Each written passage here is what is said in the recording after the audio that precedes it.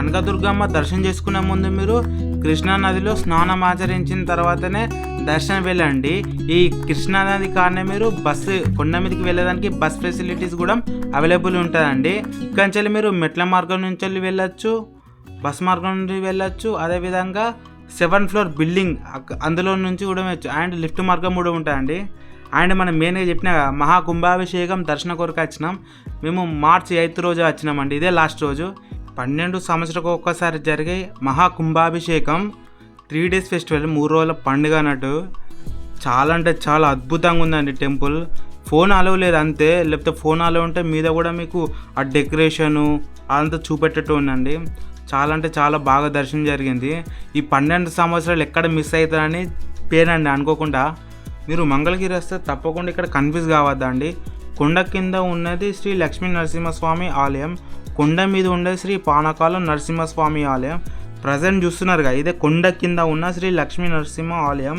ఇక్కడ మీరు చూస్తే గోపురం చాలా అంటే చాలా ఎత్తులో ఉంటుంది. ఇది సుమారుగా 153 అడుగులు ఉంటుందండి. అంటే 153 feet ఉంటుంది. అంటే చాలా పెద్దగా ఉంటుంది. అండ్ ఇక్కడ మీరు దర్శనం చాలా తొందరగా జరుగుతుందండి. ఒక 5-10 minutes దర్శనం అయిపోతుందండి. శ్రీ లక్ష్మీ నరసింహస్వామి దేవాలయం గోపురం ఉందా, దీన్ని ఆపోజిటే మనకు ఆటో స్టాండ్ ఉంటుందండి. ఇక్కడి నుంచి మనకి కొండ మీదకి వెళ్ళి అప్ అండ్ డౌన్కి 50 rupees తీసుకుంటారండి. చరిత్ర ప్రకారం చూసుకుంటే శ్రీ పానకాల నరసింహస్వామి వారు నోరు తెరిచి ఉంటారండి. ఆ నోరు తెరిచిన లోపల మన దర్శనం వెళ్ళేటప్పుడు పానకం టికెట్ అని ఉంటాయండి. అది పందులకు చూపెట్టిన తర్వాత మనకు ఒక పానకం ఇస్తారండి.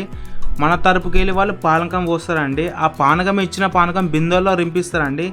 ఇచ్చిన బిందెల్లో మనం ఒక డబ్బాలో ఆర్ ప్లాస్టిక్ డబ్బా అక్కడ కౌంటర్స్ ఉంటాయండి. అది తీసుకొని మళ్ళీ ఈ పానకం రింపుకొని మనం ఇంటికి వెళ్ళొచ్చు అండి. ఇక్కడ మెయిన్ పానక నరసింహస్వామి అంటే ఇదే అండి. అదే రోజు మళ్ళీ విజయవాడ టు కరీంనగర్ ట్రైన్ ఉందండి మాకు. అండ్ ఈ వీడియోతోని సింపుల్గా చేసేసిన వీడియో, అంత పెద్ద లెంత్ అవసరం లేకుండా ఒకటే వీడియోలు అన్నీ పెట్టేసిన. ఇదే విజయవాడ ట్రిప్, మన 3 days trip. And trip budget వచ్చేసి 2550 rupees అండి. మీకు వీడియో నచ్చింది అనుకుంటాను. నా 2-3 వీడియోలు చూడండి. కంటెంట్ నచ్చితే సబ్స్క్రైబ్ చేయండి. ఇక్కడతోనే మన విజయవాడ ట్రిప్ కంప్లీట్ అయిపోయిందండి. ఇది 3 days ట్రిప్ అండి. 1 day ట్రావెలింగ్ చేసినాం. నెక్స్ట్ డే రోజు మన సెకండ్ డే ఏం చేసినామంటే అమ్మవారి దర్శనమును పానక నరసింహస్వామి దర్శనం చేసుకున్నాం. అదే రోజు నైట్ ట్రైన్ జర్నీ రిటర్న్ అండి.